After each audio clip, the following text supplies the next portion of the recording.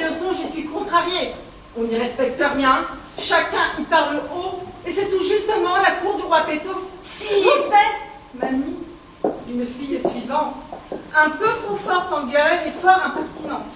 Vous vous mêlez sur tout de dire votre avis. Mais... Vous êtes un sot en 3 lettres, mon fils. C'est moi qui vous le dis, qui suis votre grand-mère.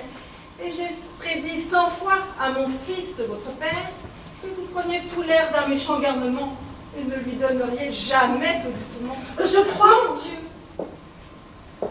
Sa sœur, vous faites la discrète et vous n'y touchez pas tant vous semblez doucette.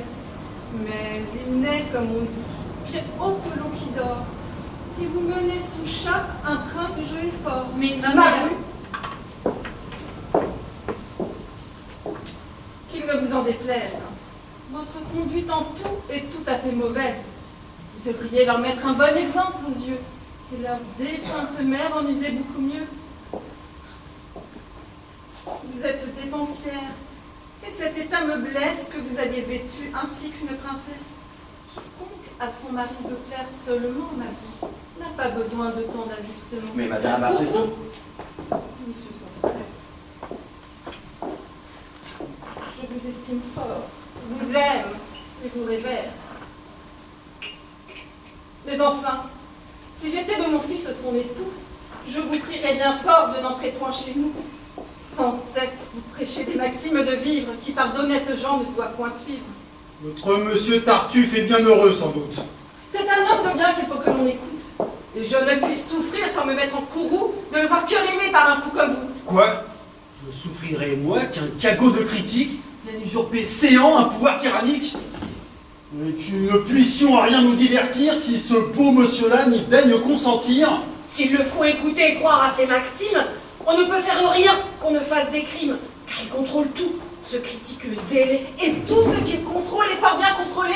C'est au chemin du ciel qu'il prétend vous conduire. Et mon fils à l'aimer, vous devrez tous induire. Non, voyez-vous, ma mère, il n'est ni père ni rien qui me puisse obliger à lui vouloir du bien. Certes, c'est une chose aussi qui scandalise, de voir qu'un inconnu séant s'impatronise. Si, merci de ma vie. Il en irait bien mieux si tout se gouvernait par ses ordres pieux. Il passe pour un saint dans votre fantaisie. Tous sont faits, croyez-moi, et rien qu'hypocrisie. Vous ne lui voulez mal et ne le rebutez qu'à cause qu'il vous dit à tous vos vérités. C'est contre le péché que son cœur se pousse et l'importe. Et mon fils. Le ciel a besoin à la séance envoyée pour redresser à tous votre esprit fourvoyé. Que pour votre salut, vous le devez entendre, et qu'il ne reprend rien qui ne soit à reprendre. Ces visites, ces balles, ces conversations sont du malin esprit toutes inventions. Là, jamais on n'entend de pieuses paroles. Ce sont propos oisifs, chansons et fariboles. Allez chercher vos fous qui vous donnent à rire, et sans... Adieu, ma bru, je ne veux plus rien dire. Sachez que pour Séant, j'en rabats de moitié, et qu'il fera beau temps quand j'y mettrai le pied.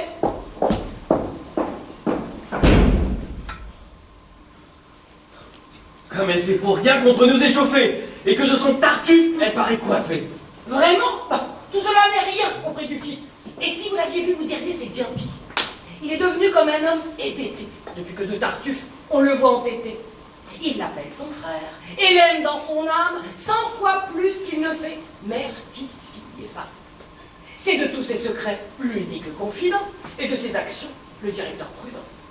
À table, au plus haut bout, il veut qu'il soit assis. Avec joie, il y voit manger autant que 6. Les bons morceaux de tout, il faut qu'on les lui cède.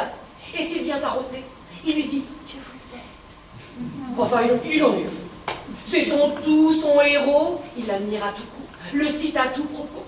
Ses moindres actions lui semblent des miracles. Et tous les mots qu'il dit sont pour lui des oracles.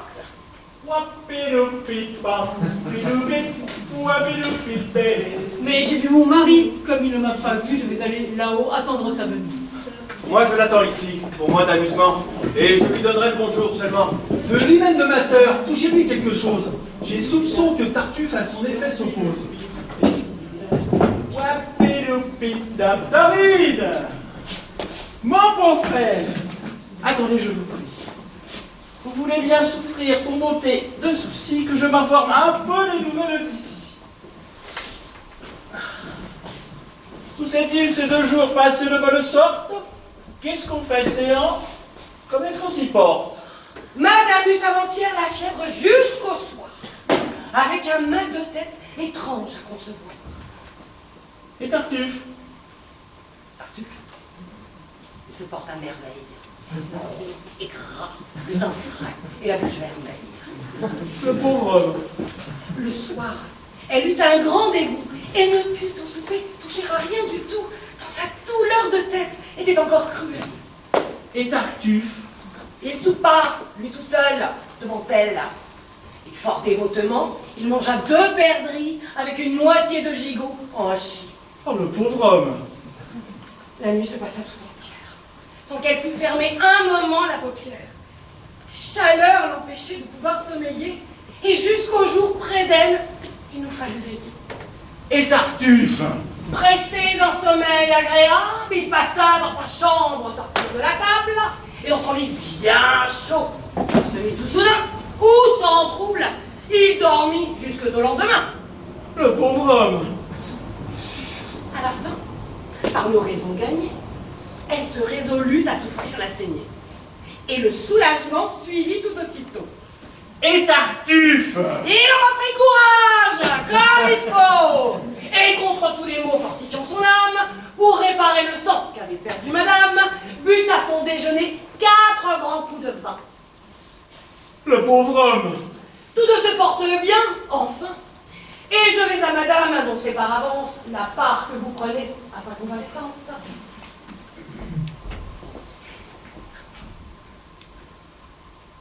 Ce petit qu'un homme est un charme aujourd'hui à vous faire oublier toute chose pour lui. Et qu'après avoir réparé chez vous sa misère, vous en veniez au point où... Halte là, mon beau-frère. Vous ne connaissez pas celui dont vous parlez? Je ne le connais pas, puisque vous le voulez. Mais enfin, pour savoir quel homme ce peut être... Mon frère, vous seriez charmé de le connaître et vos ravissements ne prendraient point de fin. C'est un homme qui... Ah, un homme. Un homme, enfin, qui suit bien ses leçons, goûte une paix profonde et comme du fumier regarde tout le monde. Oui, je deviens tout autre à son entretien. Il m'enseigne à n'avoir affection pour rien. De toutes amitiés détache mon âme et je verrai mourir frère, enfant, mère et femme que je m'en soucierai autant que de cela. Les sentiments humains, mon frère, que voilà. Je vois qu'il reprend tout, et qu'à ma femme même il prend, pour mon honneur, un intérêt extrême. Il m'avertit des gens qui lui font les yeux doux, et plus que moi, 6 fois il s'en montre jaloux. Parbleu, mais vous êtes fou, mon frère, que je crois avec de tels discours. Vous moquez-vous de moi? Et que prétendez-vous que tout ce badinage? Mon frère, ce discours sent le libertinage. Et quoi? Vous ne ferez nulle distinction entre l'hypocrisie et la dévotion. Voulez-vous les traiter d'un semblable langage et rendre même honneur au masque et au visage? Égaler l'artifice à la sincérité? Confondre l'apparence avec la vérité? Estimer le fantôme autant que l'homme et la fausse monnaie à l'égal de la bonne? Votre homme, à vrai dire, n'est pas de ce modèle. C'est de fort bonne foi que vous vantez son zèle, mais par un faux éclat, je vous crois égaux. Monsieur mon cher beau-frère, avez-vous tout dit? Oui. Adieu. De grâce, un mot, mon frère. Laissons là ce discours. Vous savez que Valère aurait sur votre jambe, à parole de vous. Oui, Vous aviez pris jour pour un lien si doux. il est vrai. Pourquoi donc en différer la fête? Et je ne sais. Auriez-vous autre pensée en tête? Peut-être. Vous voulez manquer à votre promesse? Ah, je ne dis pas cela. Nul obstacle, je crois, ne peut vous empêcher d'accomplir vos promesses. Selon. Pour dire un mot, faut-il tant de finesse? Valère, sur ce point, me fait vous visiter. Le ciel en soit loué. Que lui reporter? Tout ce qu'il vous plaira. Mais il est nécessaire de savoir vos desseins. Quels sont-ils donc? De faire ce que le ciel voudra. Mais, pour dire un mot, Valère, à votre foi, la tiendrez-vous ou non? Adieu.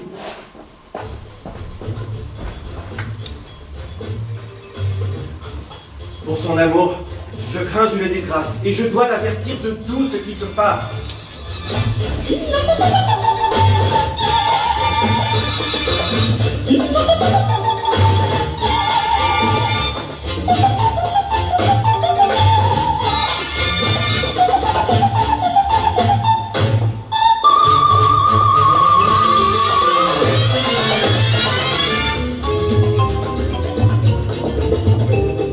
Mambo, que te me rica, churle. Ay, mambo, que te me rica, churle. A ti solito yo te amaré, a ti solito yo te querré. A ti solito yo te amaré, a ti solito yo te querré.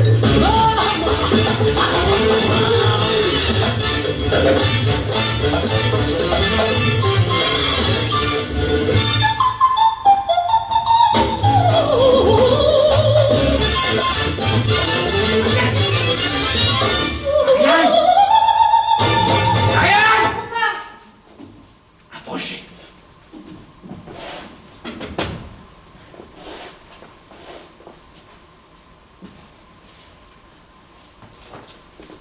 J'ai de quoi vous parler en secret.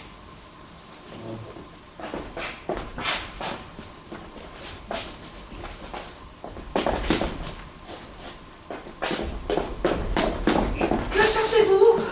Je vois si quelqu'un n'est pas là qui pourrait nous entendre, car ce petit endroit est propre pour survie. Orsus, nous voilà. J'ai, Marianne, en vous, de tout temps reconnu un esprit assez doux. Et de tout temps aussi, vous m'avez été cher. Je suis fort redevable à cet amour de père. C'est fort bien dit, ma fille. Et pour le mériter, vous devez n'avoir soin que de me contenter. C'est où je mets aussi ma gloire la plus haute. Fort bien. Et que dites-vous de Tartuffe, notre hôte? Qui? Moi? Vous voyez bien comme vous répondrez. Hélas, j'en dirai moi tout ce que vous voudrez. C'est parler sagement. Dites-moi donc, ma fille, qu'en toute sa personne un haut méritorie, qu'il touche votre cœur et qu'il vous serait doux de le voir, par mon choix, devenir votre époux.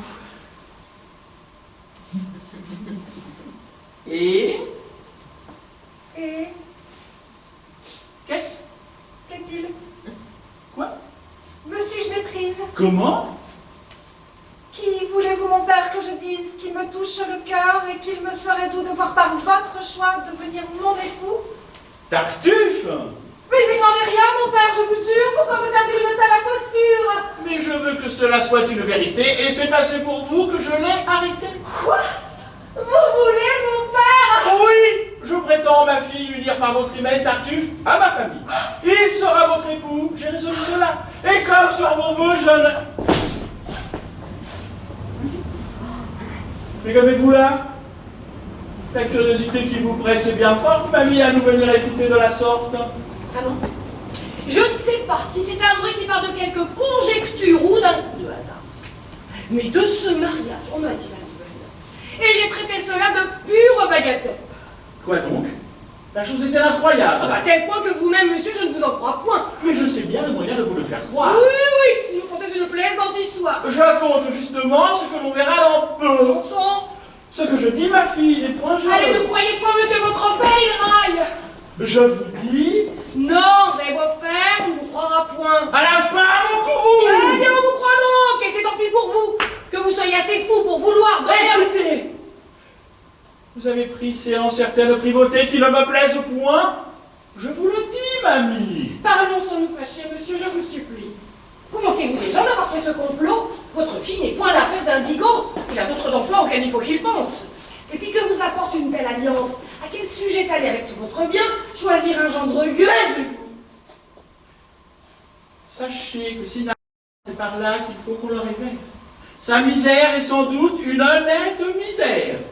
Mais mon secours pourra lui donner les moyens de sortir d'embarras et de rentrer dans ses biens. Qui donne à sa fille un homme qu'elle est et responsable au ciel des fautes qu'elle fait. Songez à quel péril votre dessein vous livre. Je vous dis qu'il me faut apprendre dès la vivre. Vous n'en feriez que mieux de suivre mes leçons. Ne nous amusons point, ma fille, à ces chansons. Je sais ce qu'il vous faut et je suis votre père. J'avais donné pour vous ma parole à Valère, mais, outre qu'à jouer on dit qu'il est en plein, je le soupçonne encore d'être un peu libertin. Enfin, avec le ciel, l'autre est le mieux du monde. Et c'est une richesse à nul autre seconde. À nul fâcheux débat, jamais vous n'en viendrez. Et vous ferez de lui tout ce que vous voudrez. Elle n'en fera qu'un son, je vous assure. Ouais, quel discours. Je dis qu'il en a l'encolure et que son ascendant, monsieur, l'emportera sur toute la vertu que votre fille aura. Cessez de m'interrompre et songez à vous taire sans mettre votre nez où vous n'avez que faire. Je n'en parle, monsieur, que pour votre intérêt. C'est prendre trop de soin. Taisez-vous, s'il vous plaît. Si l'on ne vous aimait... Je ne veux pas qu'on m'aime. Et je veux vous aimer, monsieur, malgré vous-même. Ah! Votre honneur m'est cher et je ne puis offrir qu'au brocard d'un chacun vous alliez vous offrir. Vous ne vous tairez pas. C'est une conscience que de vous laisser faire une telle alliance. Vous te tairas-tu, serpent, dans le très effronté? Vous êtes des vous emportez.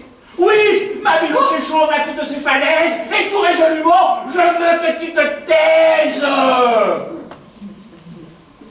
Soit. Mais de 10 ans, non, je n'en pense pas moins. Bon, si tu le veux, mais applique tes soins, ne m'entends parler ou... Suffit!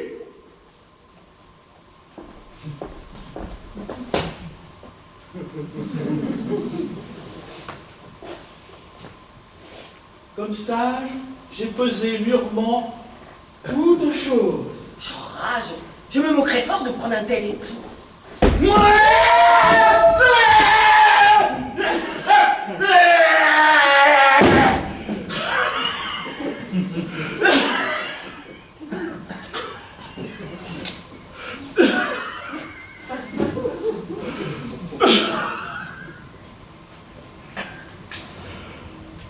Vous avez avec vous, ma fille, une peste avec qui, sans péché, je ne serais pas. Je me sens maintenant hors d'état de poursuivre. Ces discours insolents ont mis l'esprit en feu et je vais prendre l'air pour me rasseoir.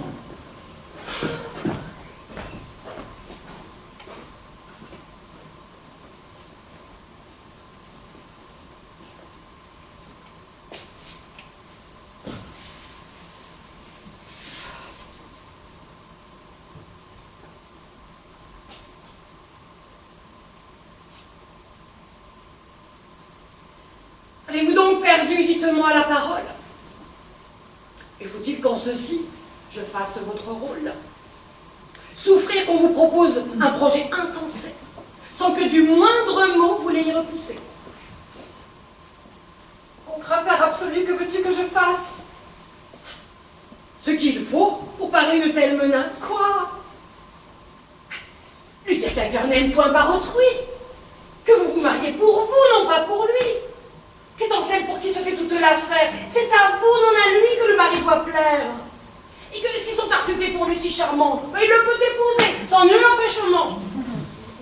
Un père, je l'avoue, a sur nous tant d'empire, que je n'ai jamais eu la force de rien dire.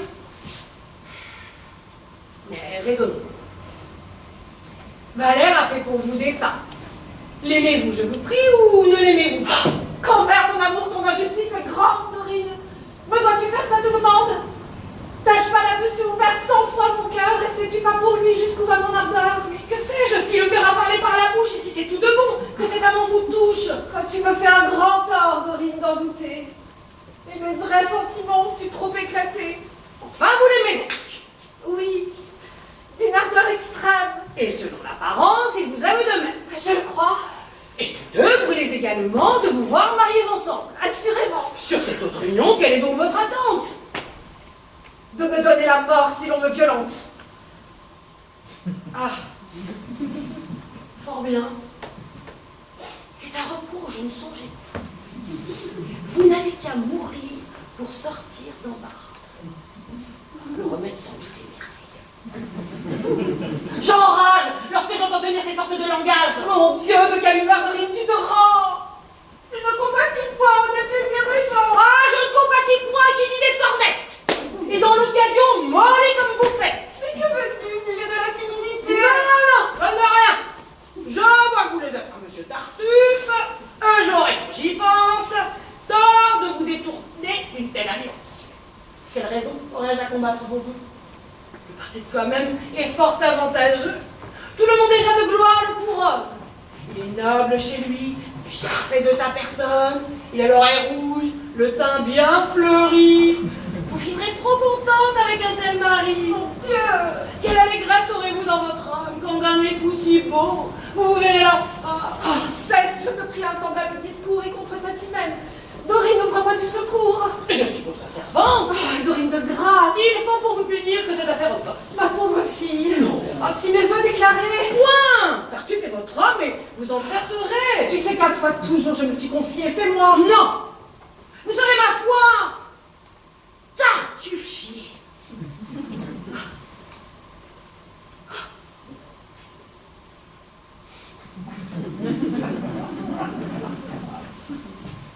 Eh bien, puisque mon sort ne saurait t'émouvoir, laisse-moi désormais tout à mon désespoir. C'est de lui que mon cœur empruntera de l'aide. Et je sais de mes mots l'infaillible remède. Oula, revenez. Je quitte mon cours. Je suis tantôt avoir pitié de vous. Si l'on m'expose à ce cruel martyr, je te le dis, Dorine, il faudra que j'expire. Mais nous pouvons adroitement empêcher. Ah, me voici ma lettre, votre nom. Ouh.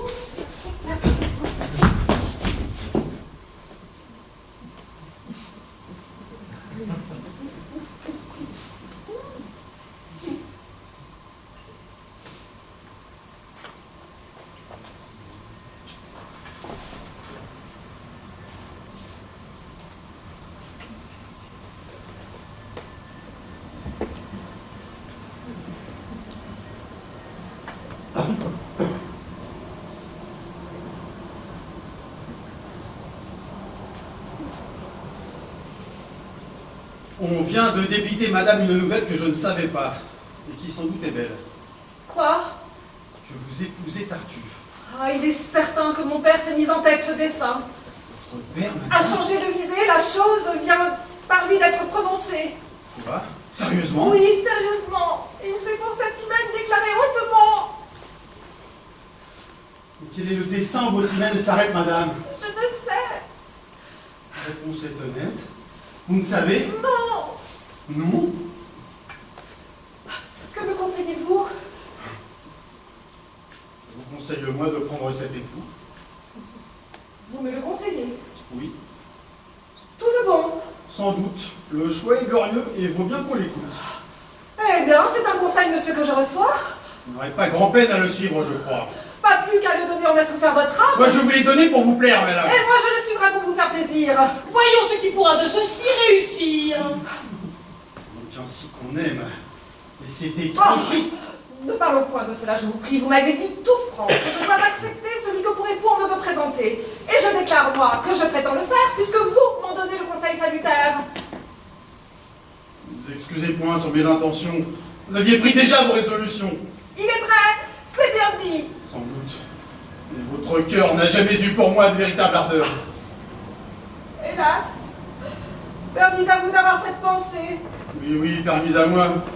Mais mon âme offensée.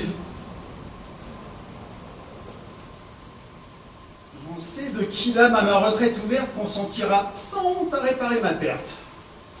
Pour moi, c'est ce que je souhaite. Et je voudrais déjà que la chose fût faite. Vous le voudriez? Oui, C'est assez m'insulter, madame. Et de ce pas, je vais vous contenter. fort bien. Souvenez-vous au moins que c'est vous-même qui contraignez mon cœur à cet effort extrême. Oui, Et que le dessein que mon âme conçoit n'est rien qu'un autre exemple. à mon exemple, soit. Non, suffit. Vous êtes à point Noé servi. Tant mieux.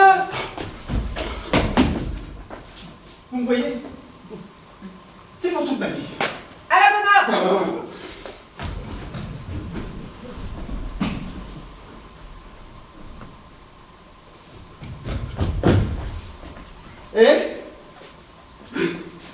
Quoi? Ne m'appelez-vous pas? Moi? Vous rêvez? Eh bien, je poursuis donc mes pas. Adieu, madame. Adieu, monsieur. Pour moi, je pense que vous perdez l'esprit par cette extravagance. Et je vous ai laissé toute une longue querelle pour voir où tout cela pourrait enfin aller. Voilà, Seigneur Valère. Et que veux-tu, Doris? Venez ici. Non, le dépit me domine. Ne me détourne point de ce qu'elle a voulu. Non, vois-tu, c'est un point résolu. Oh! Il souffre à me voir, ma présence le chasse, je ferais bien mieux de lui quitter la place. À l'autre, où courez-vous? Oh, laisse! Il faut revenir. Oh, Dorine, enfin, tu veux me retenir. Je vois bien que ma vue est pour aller un supplice. Et sans doute il vaut mieux que j'en affranchisse. Encore, mais Dieu, que soit fait de vous si je le veux, cessez ce badinage et venez ça tous deux. Mais quel est ton dessein? Qu'est-ce que tu veux faire? Ou bien remettre ensemble et vous tirer d'affaire. Mais vous, n'êtes-vous pas l'homme le plus agréable? Pour une autre saison, laissons tout ce débat. Et songeons à parer ce fâcheux mariage. Ben, dis-nous donc quel ressort il faut mettre en usage. Nous en ferons agir de toutes les façons. Votre père se moque et ce sont des chansons. Mais pour mieux réussir, pour vous, dans son extravagance, il vaut mieux, pour tirer en longueur cette hymen proposée, que nous prenions du temps. En attrapant du temps, tout on remédie. Tantôt vous paierez de quelque maladie, qui viendra tout à coup et voudra des délais. Tantôt vous paierez de présages mauvais, vous aurez fait d'un mort la rencontre fâcheuse, cassé quelques miroirs ou songé d'eau bourgueuse. Mais pour mieux réussir, il est bon, ce me semble, qu'on ne vous trouve point, tous deux parlant ensemble. Sortez et employez vos amis pour vous faire tenir ce qu'on vous a promis. Nous allons réveiller les efforts de son frère et, dans votre partie, jeter la belle-mère. Adieu.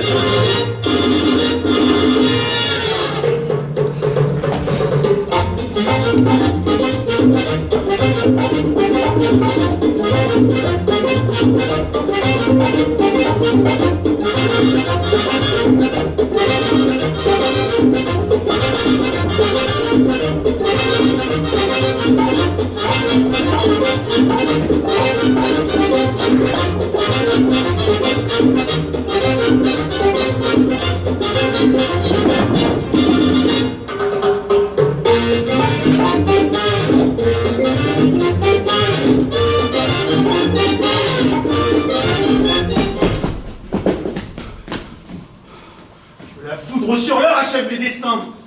Qu'on me traite partout du plus grand des faquins.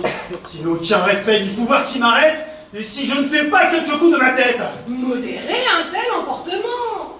Votre père n'a fait qu'en parler simplement. On n'exécute pas tout ce qui se propose, et le chemin est long du projet à la chose. Il faut que de ce fait j'arrête les complots et qu'à l'oreille un peu je lui dise 2 mots. Oh, tout doux. Envers lui comme envers votre père. Laissez agir les soins de votre belle-mère. Sur l'esprit de Tartuffe, elle a quelques crédits. Il se rend complaisant à tout ce qu'elle dit.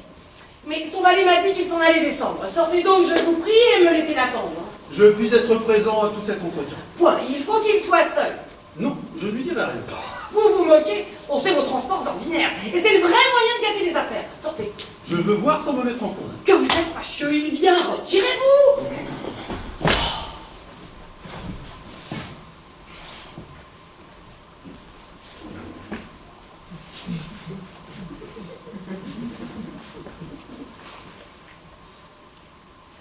Que voulez-vous? Vous dire... Mon Dieu, je vous prie. Avant que de parler, prenez-moi ce mouchoir. Comment? Couvrez ce sein que je ne saurais voir. Par de pareils objets, les âmes sont troublées, et cela fait venir de coupables pensées. Vous êtes donc bien tendre à la tentation.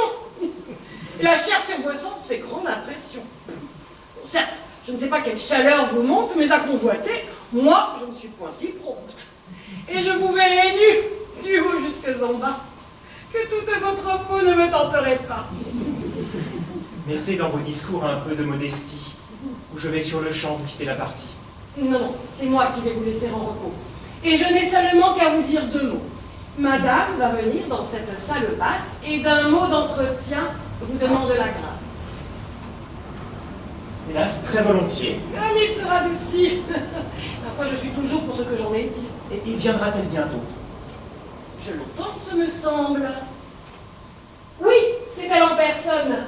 Et je vous laisse ensemble.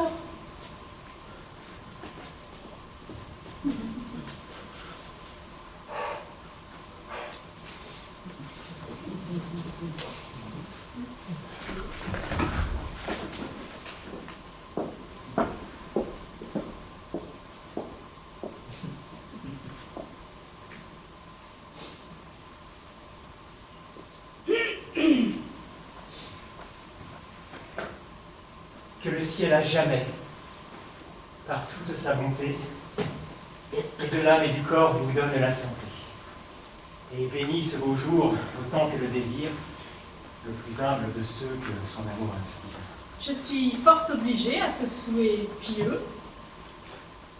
Mais prenons une chaise afin d'être un peu mieux.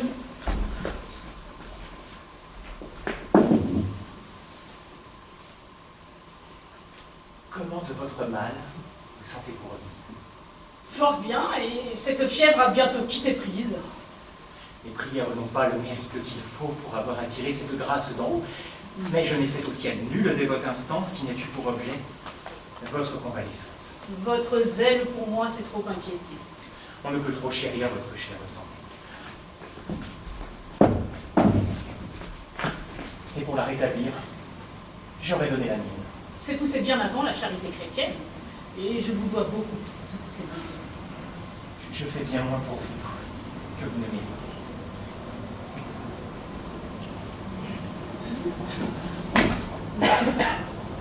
J'ai voulu vous parler en une affaire, et je suis bien aise ici qu'aucun ne nous éclaire.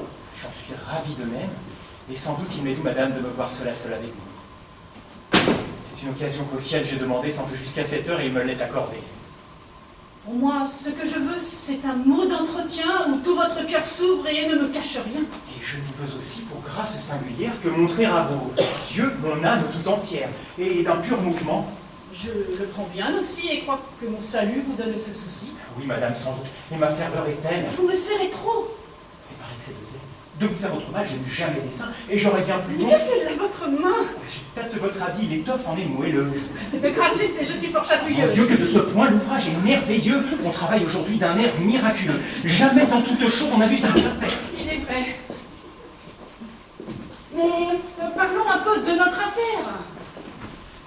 On tient que mon mari veut dégager sa foi et vous donner sa fille. Est-il vrai, dites-moi? On en a dit 2 mots. Et madame, à vrai dire, ce n'est pas le bonheur après quoi je soupire. Et je vois autre part les merveilleux attraits de la félicité qui fait tous mes souhaits. C'est que vous n'aimez rien des choses de la terre. Mon sein n'enferme pas un cœur qui soit de pierre. Moi, je crois qu'au ciel tendent tous vos soupirs, et que rien ici-bas n'arrête vos désirs. L'amour qui nous attache aux beautés éternelles n'étouffe pas en nous l'amour des temporels. Nos sens facilement peuvent être charmés des ouvrages parfaits que le ciel a formés. Il y a sur votre face épanché des beautés dont les yeux sont surpris, et les cœurs transportés. Et je n'ai pu vous voir, parfaite créature, sans admirer en vous l'auteur de la nature. Sommeil, je le confesse, une audace bien grande que d'oser de ce cœur vous adresser. En vous est mon espoir, mon bien, ma quiétude. De vous dépend ma peine ou ma béatitude. Et je vais être enfin, par votre seul arrêt, heureux si vous voulez, malheureux s'il vous plaît. La déclaration est tout à fait galante, mais elle est à vrai dire un peu bien surprenante. Vous deviez, ce me semble, armer mieux votre sang et raisonner un peu sur un pareil dessein. Un dévot comme vous et que partout... Ah, mais oui, mais pour être dévot, je n'en suis pas moins homme. Et lorsque l'on vient à voir vos célestes appas, un cœur se laisse prendre et ne raisonne pas. Je sais qu'un tel discours de moi paraît étrange, mais... Madame, après tout, je ne suis pas un ange. Et si vous condamnez l'aveu que je vous fais, je vais vous en prendre à vos charmants attraits. Dès que j'en vis briller la splendeur plus qu'humaine, de mon intérieur vous fûtes souverain. Elle surmonta tout. Jeûne, prière, larmes, et tourna tous mes voeux du côté de Beauchamp. Votre honneur avec moi ne court point de hasard, et n'a nulle disgrâce à craindre de ma part. Les gens comme nous, brûlent un peu discrets, avec qui pour toujours on est sûr du secret. Et c'est en nous qu'on trouve, acceptant notre cœur, de l'amour sans scandale et du plaisir sans peur. Je vous écoute dire, et votre rhétorique, en termes assez forts, à mon âme s'explique. N'appréhendez-vous point que je ne sois d'humeur à dire à mon mari cette galante ardeur, et que le prompt avis d'un amour de la sorte ne pût bien altérer l'amitié qu'il vous porte? Je sais que vous avez trop de bénignité, et que vous ferez grâce à ma témérité, que vous m'excuserez sur l'humaine faiblesse des violents transports d'un amour qui vous blesse, et considérerez, en regardant votre air, que l'on n'est pas aveugle et qu'un homme est de chair. D'autres prendraient cela d'autre façon, peut-être.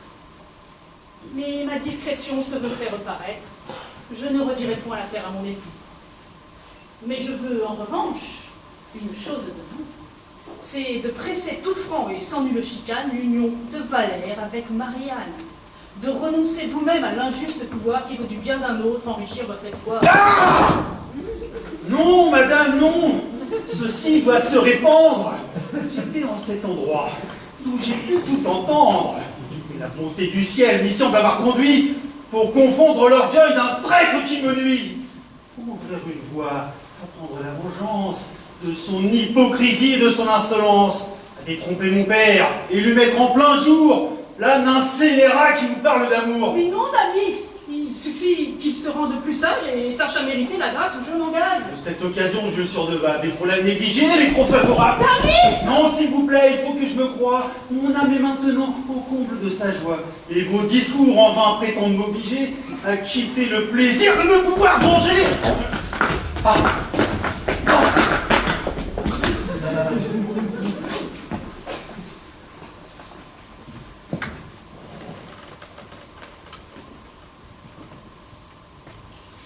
Nous allons régaler mon père, votre abord, d'un incident tout frais qui vous surprendra fort.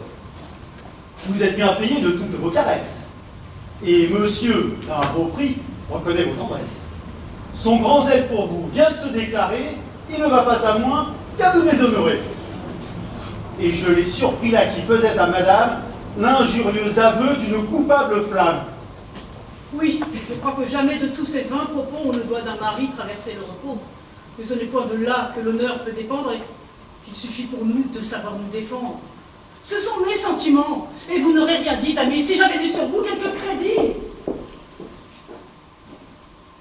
Ce que je viens d'entendre au ciel est-il croyable? Oui, mon frère. Je suis un méchant, un coupable, un malheureux pécheur tout plein d'iniquité, le plus grand scélérat qui jamais ait été. Et je vois que le ciel, pour ma punition, me veut mortifier en cette occasion. Croyez ce qu'on vous dit. Armez votre courroux, et comme un criminel, chassez-moi de chez vous. Je ne saurais avoir tant de honte en partage, que je n'en ai encore mérité davantage. Ah, traître! Oses-tu bien par cette fausseté vouloir de sa vertu derrière la pureté? Quoi? La femme douceur de son âme hypocrite vous séduira au point? C'est toi, monsieur maudit! Mais laissez-le parler, vous l'accusez à tort, et vous feriez bien mieux de croire à son rapport. Vous fiez-vous, mon frère, à mon extérieur, et pour tous ceux qu'on voit, me croyez-vous meilleur? Non. Non, vous vous laissez tromper à l'apparence, et je ne suis rien moins, hélas, que ce qu'on pense. Tous les gens me prennent pour un homme de bien, mais la vérité pure est que je ne veux rien. Oui, mon cher fils, parlez, traitez-moi de perfide, d'infâme, de perdu, de voleur, d'homicide. Accable-moi de noms encore plus détestés, je ne contredis point, je les ai mérités. Et j'en veux à genoux souffrir l'ignominie comme une honte due au crime de ma vie. Mon frère, c'en est trop, mais ton cœur ne se rend point. Quoi? Ces discours séduiront ton point? Et de toi, Pandare! Mon frère, levez-vous de grâce! Infâme! Tais-toi! Je t'enrage, quoi? Je passerai Si tu dis un seul mot, je te rendrai les bras. Au nom de Dieu, ne vous emportez pas. J'aimerais mieux souffrir la peine la plus dure qu'il eût reçu pour moi la moindre égratignure. Ingrat! Non mais laissez-le. S'il faut être de genoux, vous demandez sa grâce. Hélas, vous moquez-vous. Coquin, voit sa bonté. Donc Paix. Quoi, je paie, dis-je. Oh, je sais bien quel motif à l'attaque est oblige. Vous le haïssez tous. Et je vois aujourd'hui femmes, enfants et valets déchaînés contre lui. On met à toutes choses en usage pour ôter de chez moi ce nouveau personnage. Mais plus on fait d'efforts afin de le bannir, j'en veux employer à les mieux retenir. Et je vais me hâter de lui donner ma fille pour confondre l'orgueil de toute ma famille. À recevoir sa main pour s'obliger? Oui, traître. Et dès ce soir pour vous faire enrager. Je vous brave tous et vous ferai connaître qu'il faut qu'on m'obéisse et que je suis le maître. Allons, qu'on se rétracte et qu'à l'instant, fripon, on se jette à ses pieds pour demander pardon. Moi, de ce coquin qui, par ses impostures... Tu résistes, gueux, et lui dis des injures. Abattons! Ne me retenez pas. Juste que de ma maison sorte de ce pas et que ne revenirons ni jamais l'audace. Je sortirai, mais... Vite, quittons la place. Je te prive, Pandare, de ma succession et de l'un de plus ma malédiction.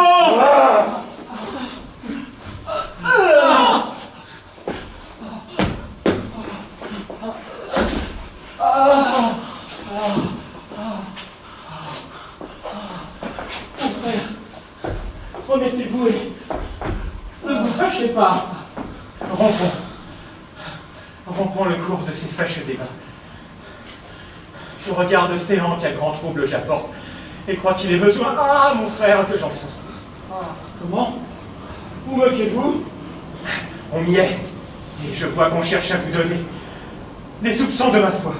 Mais qu'importe, voyez-vous que mon cœur les écoute? On ne manquera pas de poursuivre sans doute. Et ces mêmes rapports, qui si pour rejeter, peut-être une autre fois seront-ils écoutés. Non, mon frère, jamais. Laissez-moi vite, en m'éloignant d'ici, leur ôter tout sujet de m'attaquer ainsi. Non, vous demeurerez, il y va de ma vie. Il faudra donc que je me mortifie pourtant, si vous vouliez.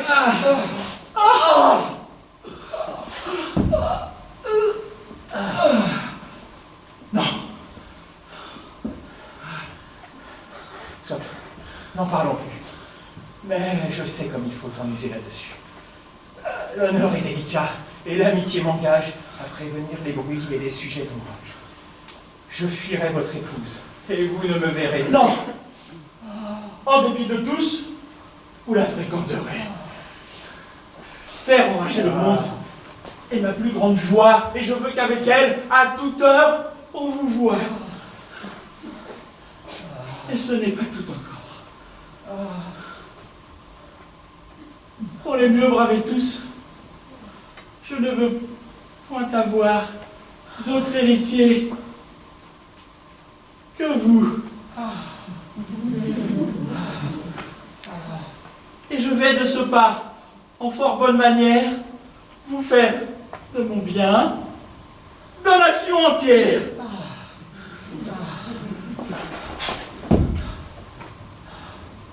Un bon et franc ami que pour gendre je prends, mais bien plus cher que fils, que femme, que parent.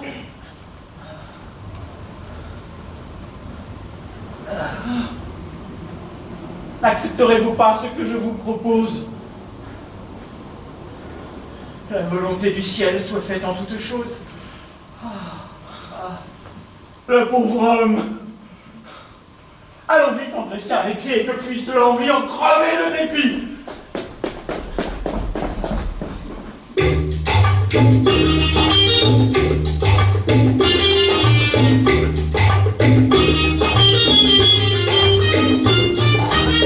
What a confusion! A fellow lost his watch in the railroad station.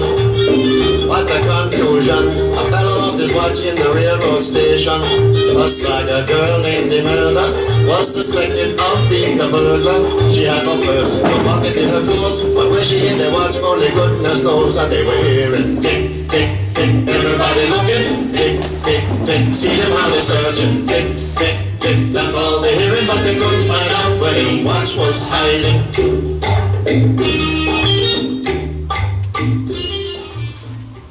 Oui, tout le monde en parle. Et vous m'en pouvez croire. L'éclat qui fait ce bruit n'est point dans votre gloire. Et je vous ai trouvé, monsieur, fort à propos, pour vous en dire même pas penser en deux. Supposons qu'une amie n'en est pas bien usée et que ce soit à tort dont vous êtes accusé. N'est-il pas d'un chrétien de pardonner l'offense et d'éteindre en son cœur tout désir de vengeance? Et devez-vous souffrir pour vos démêlés que du logis d'un père, un fils soit exilé? Hélas, je le voudrais quant à moi de bon cœur.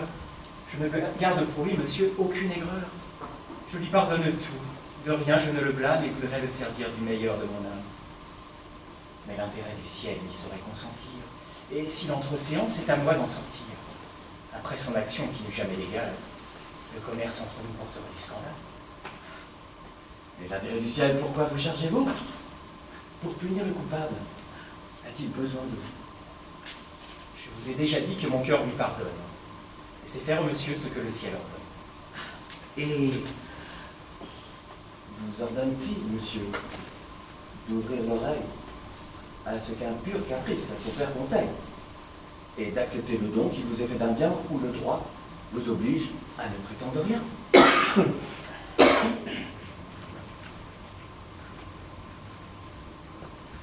Ceux qui me connaîtront n'auront pas la pensée que ce soit un effet d'une âme intéressée. Tous les biens de ce monde ont pour moi peu d'appart. De leur éclat trompeur, je ne m'écoute pas. Et si je me résous à recevoir du Père cette donation qu'il a voulu me faire, ce n'est à vrai dire que parce que je crains que tout ce bien ne tombe en de méchantes mains, qu'il ne trouve des gens qui, l'ayant en partage, n'en fassent dans ce monde un criminel usage. Ne vaudrait-il pas mieux, en personne discrète, vous fissiez d'océan une honnête retraite, que de souffrir ainsi contre toute raison qu'on en chasse pour vous, le fils de la maison? Croyez-moi, c'est donner de votre prud'homme, monsieur. Il est monsieur 3h30. Certains de leurs pieux me demandent là-haut, et vous m'excuserez de vous quitter si tôt. Ah! De grâce, avec nous employez-vous pour elle. Monsieur, son âme souffre une douleur mortelle, et l'accord que son père a conclu pour ce soir la fait à tout moment entrer en désespoir. Il va venir. Joignons nos efforts, je vous prie, et tâchons d'ébranler de force d'industrie ce malheureux dessein qui nous a tous troublés. Ah! Je me réjouis de vous voir assemblés. Je porte en ce contrat de quoi vous faire rire, et vous savez déjà ce que cela veut dire. Si contre un doux espoir que j'avais pu former, vous me défendez d'être ce que j'ose aimer.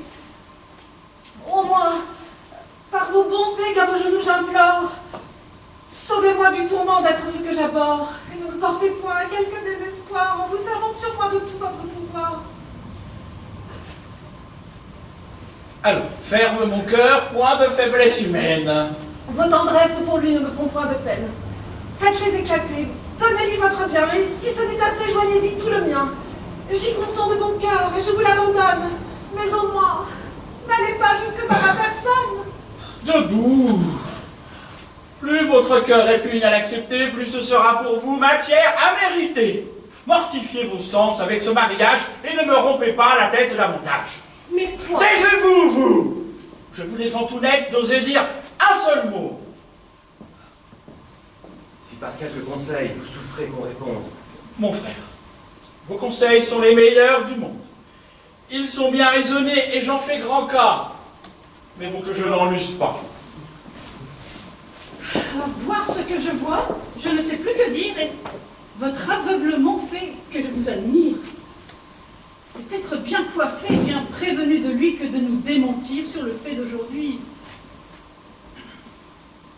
Je suis votre valet et crois les apparences. Pour mon fripon de fils, je sais vos complaisances. Et vous avez eu peur de le désavouer du trait qu'à ce pauvre homme il a voulu jouer. Vous étiez trop tranquille, enfin, pour être cru, et vous seriez paru d'autre manière ému. Enfin, je sais la faire et n'y prends point le change. J'admire encore un coup cette faiblesse étrange. Mais que me répondrait votre incrédulité si l'on vous faisait voir qu'on vous dit vérité? Voir. Oui, Chanson. mais quoi si je trouvais manière de vous le faire voir avec pleine lumière? Contes en l'air. Quel homme!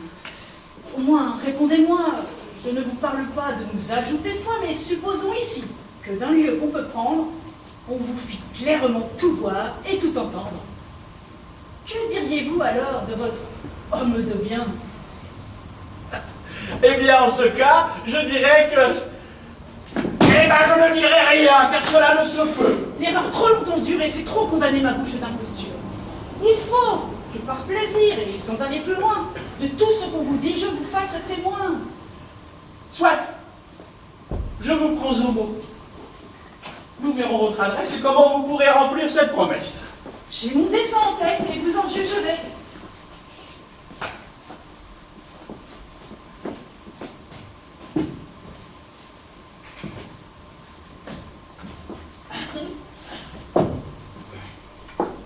Mettez-vous là, dis-je. Quand vous y serez, gardez qu'on ne vous voie et qu'on ne vous entende. Je confesse qu'ici, ma complaisance est grande. Mais de votre entreprise, il me faut vous voir sortir. Vous n'aurez que je crois rien à me répartir. Au moins, je vais toucher une étrange matière. Ne vous scandalisez en aucune manière. Quoi que je puisse dire, il doit m'être permis, et c'est pour vous convaincre, ainsi que j'ai promis. Je vais, par des douceurs, puisque j'y suis réduite, faire poser le masque à cet âme hypocrite. J'aurai lieu de cesser dès que vous vous rendrez. C'est à vous d'arrêter son ardeur insensée, comme vous croirez l'affaire assez avant poussée. Ce sont vos intérêts, vous en serez le maître. L'on vient, tenez-vous, et gardez paraître.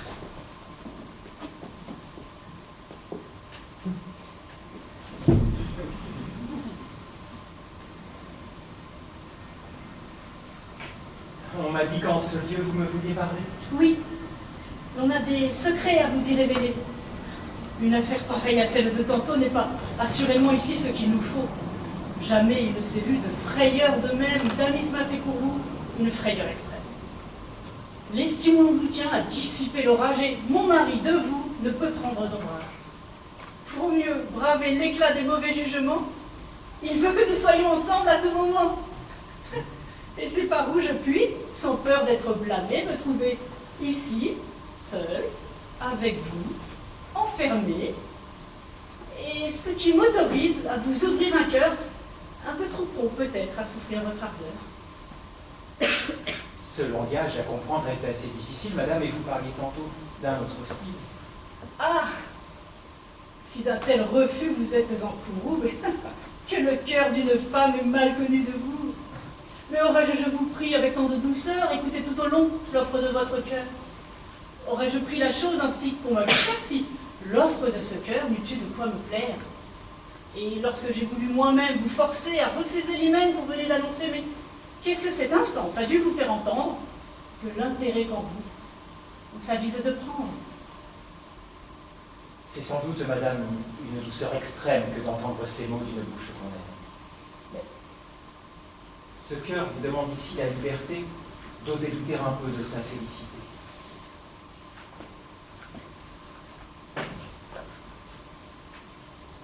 Je puis croire ces mots un artifice honnête pour m'obliger à rompre un hymen qui s'apprête. Et s'il faut librement m'expliquer avec vous, je ne me fierai point à des propos si doux qu'un peu de vos faveurs, après quoi je soupire, ne viennent m'assurer tout ce qu'elles m'ont pu dire. Quoi? Vous voulez aller avec cette vitesse et d'un cœur tout d'abord et épuiser la tendresse? Pour moi qui crois si peu mériter vos bontés, je doute du bonheur de m'être mérité. Et je ne croirais rien que vous n'ayez, madame, par des réalités, su convaincre ma flamme. Quoi? De votre poursuite, on ne peut se parer, et vous ne donnez pas le temps de respirer et d'abuser ainsi par vos efforts pressants du faible que pour vous, vous voyez qu'on les gens. Mais si d'un œil bénin vous voyez mes hommages, pourquoi m'en refuser d'assurer témoignage? Mais comment consentir à ce que vous voulez sans offenser le ciel, dont toujours parlez? Si ce n'est que le ciel qu'à mes voeux on oppose, lever un tel obstacle est pour moi peu de choses, et cela ne doit pas retenir votre cœur. Mais des arrêts du ciel, on nous fait tant de peur. Je puis vous dissiper ces craintes ridicules, madame, et je sais l'art de lever les scrupules. De ces secrets, madame, on saura vous instruire. Vous n'avez seulement qu'à vous laisser conduire. Contentez mon désir et n'ayez point d'effroi. Je vous réponds de tout et prends les mal sur moi. Tous ces fort, madame? Oui, je suis au supplice. Vous plaît-il un morceau de ce jus de réglisse? C'est un rhume obstiné sans doute, et je vois bien que tous les jus du monde ici ne feront rien. Vous êtes assurés ici d'un plein secret, et le mal n'est jamais que dans l'éclat qu'on fait. Le scandale du monde est ce qui fait l'offense, et ce n'est pas pécher que pécher en silence. Enfin, je vois qu'il faut se résoudre à céder. Si ce consentement porte en soi quelque offense, tant pis pour qu'il me force à cette violence, la faute assurément ne va pas être enfant. Oui, madame, on s'en charge, et la chose de soi... Ouvrez un peu la porte et voyez, je vous prie, si mon mari n'est pas dans cette galerie.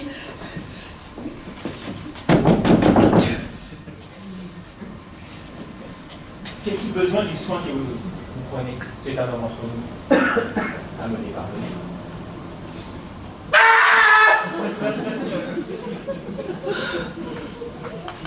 Comme aux tentations s'abandonne votre âme, vous épousiez ma fille et convoitiez ma femme. J'ai douté fort longtemps que ce fût tout de bon, et je croyais toujours qu'on changerait le ton. Vous croyez? Allons, point de bruit, je vous prie. Dénichez l'océan et sans cérémonie. Mon dessein est... Ces discours ne sont plus de saison. Il faut tout sur le champ sortir de la maison.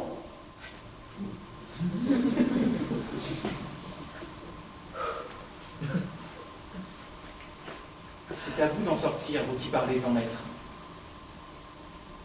Cette maison m'appartient. Je le ferai connaître. Et donc ce langage, qu'est-ce qu'il veut dire?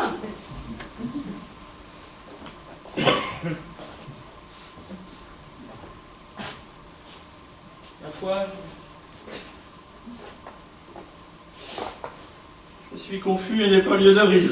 Comment?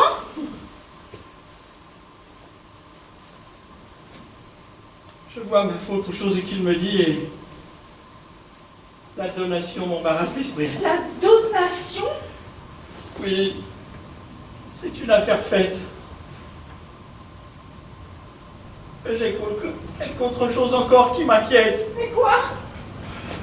Vous saurez tout. Voyons-en plutôt si certaine cassette est encore là-haut.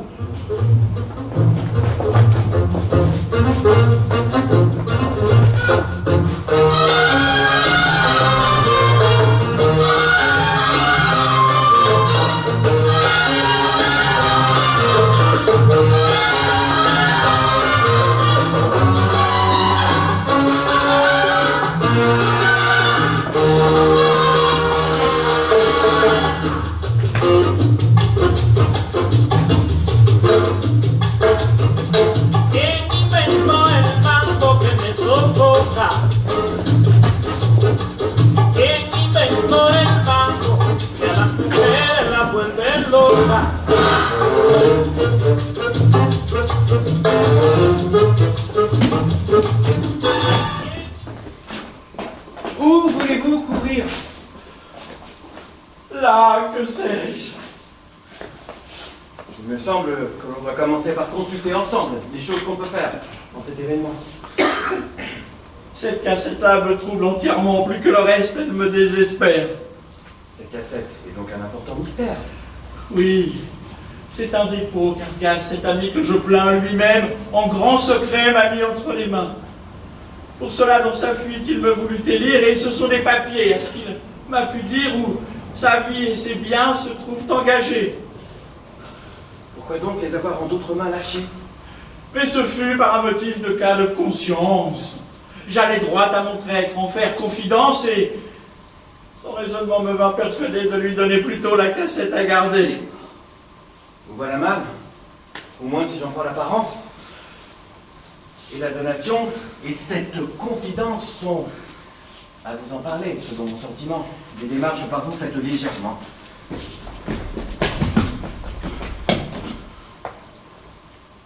Mon père, est-il vrai qu'un coquin vous menace? Il n'est point de bienfait quand son âme il n'efface, et que son lâche orgueil, trop digne de courroux, se fait de vos bontés des armes contre vous?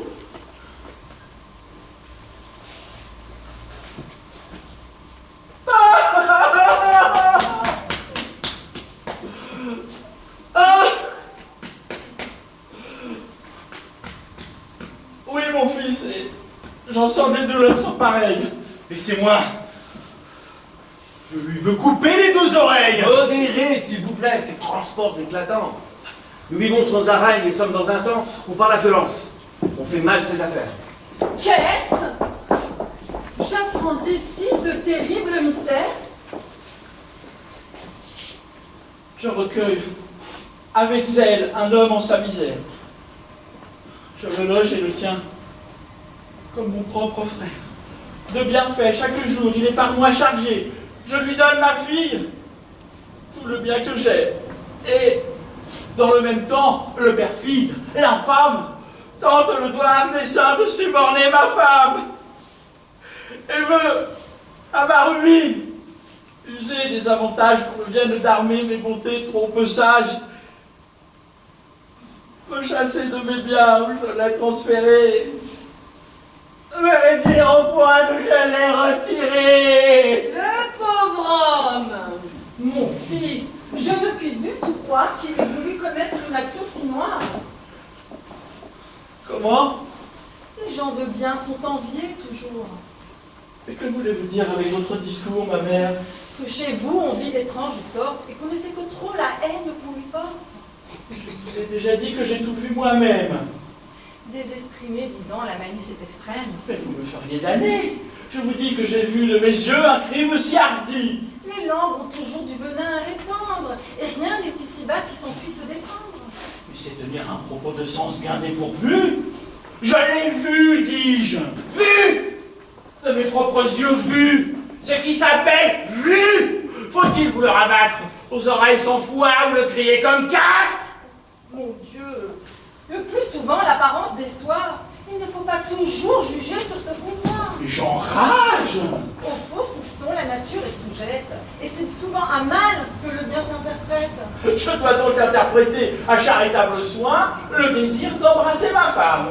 Il est besoin, pour accuser les gens, d'avoir de justes causes. Vous deviez attendre à vous voir sûr de choses. Et diantre, le moyen de mieux m'en assurer, j'aurais dû, selon vous, ma mère, attendre qu'il eût. Vous me feriez dire quelques sottises. Enfin, d'un trop pur zèle, on voit son âme est prise. Juste retour, monsieur, des choses d'ici-bas. Vous ne vouliez pas me croire, et l'on ne vous croit pas. Salut monsieur, le ciel perd de qui veut vous nuire et vous sera favorable autant que je désire.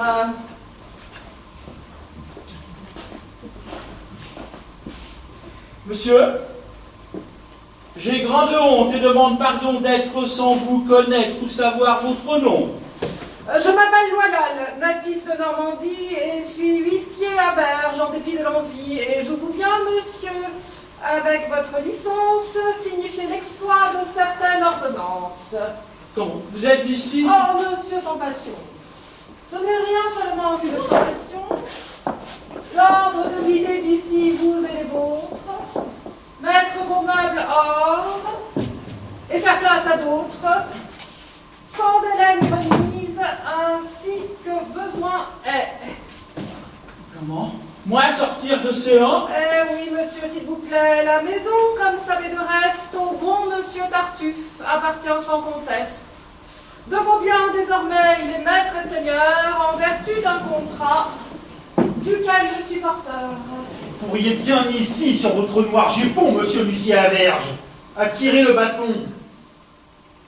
Faites que votre fils se taise ou se retire, monsieur. J'aurai regret d'être obligé d'écrire et de vous voir coucher dans mon procès verbal. Ce monsieur loyal porte un air bien déloyal. Jusqu'à sa demande, je ferai sur séance à l'exécution, monsieur, de l'ordonnance. Pour la forme, il faudra, s'il vous plaît, qu'on m'apporte, avant que se coucher, les clés de votre porte. Ne gâtons rien. Cette audace étrange, j'ai peine à me tenir. Et la main me démange. Avec un si bon dos, ma foi, monsieur loyal, quelques coups de bâton ne vous siraient pas mal. On pourrait bien punir ces paroles infâmes, mamie, et l'on décrète aussi contre les femmes. Finissons là, monsieur, c'en est assez. Donnez-toi ce papier de grâce et nous laissez. Jusqu'au revoir. Le ciel vous tienne tous en joie. Mais qu'il te confonde et celui qui t'envoie!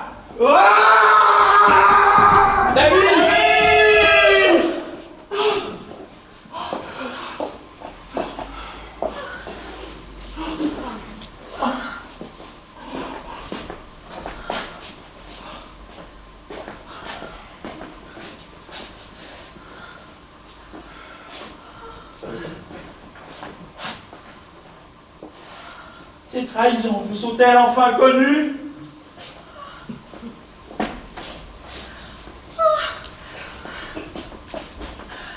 Je suis tout ébonie. J'entends des nuits. Dans l'amour du prochain, sa vertu se consomme. Il sait que très souvent les biens corrompent l'homme. Et par charité pure, il veut vous enlever tout ce qui vous peut faire obstacle à vous sauver.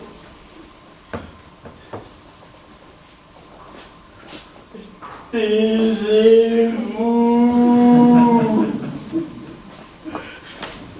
C'est la chose qu'il vous faut toujours dire.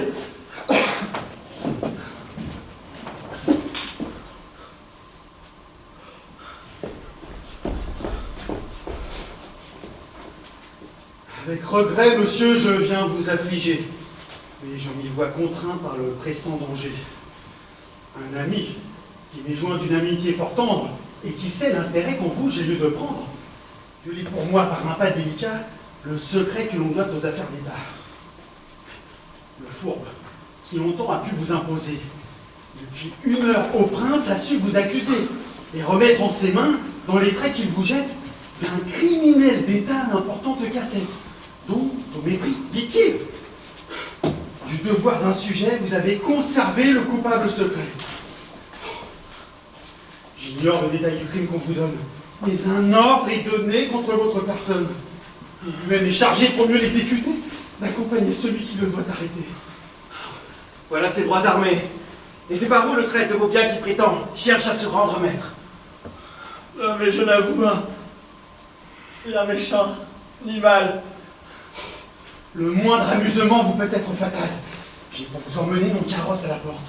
À vous mettre en lieu sûr, je m'offre pour conduite et vous accompagner jusqu'au bout de votre fuite. Tout beau, monsieur, tout beau. Ne courez point si vite. Vous n'irez pas fort loin pour trouver votre gîte.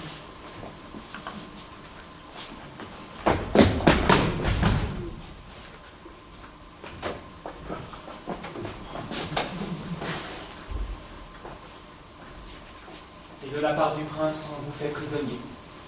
Ah, traître, tu veux garder ce trait pour le dernier? Tous vos emportements ne sauraient m'émouvoir, et je ne songe à rien qu'à faire mon devoir. Vous avez de ceci grande gloire à prétendre. Et cet emploi pour vous est fort honnête à prendre. Un emploi ne saurait être que glorieux quand il part du pouvoir qui m'envoie en ces lieux. Te souviens-tu que ma main charitable traite à retirer d'un état misérable? Oui, je sais quel secours j'en ai pu recevoir, mais l'intérêt du prince est mon premier devoir. De ce devoir sacré, la juste violence étouffe dans mon cœur toute reconnaissance. Et je sacrifierai à de si puissants nœuds, amis, femmes, parents, et moi-même avec eux.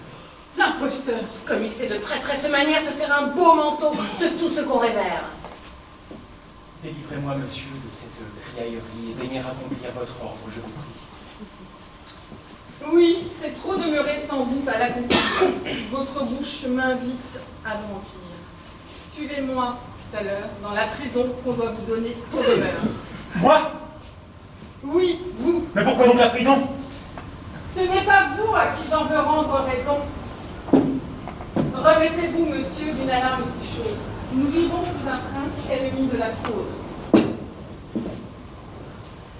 Venant vous accuser, il s'est trahi lui-même. Et par un juste trait de l'équité suprême, s'est découpé au prince un fourbe renommé, dont sous un autre nom il était informé. Et c'est un long détail d'actions toutes noires dont on pourrait former des volumes d'histoire. Que le ciel soit loué.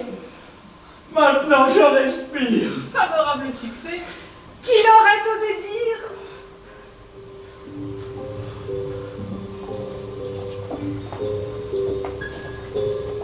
When I was just a little girl, I asked my mother, what will I be?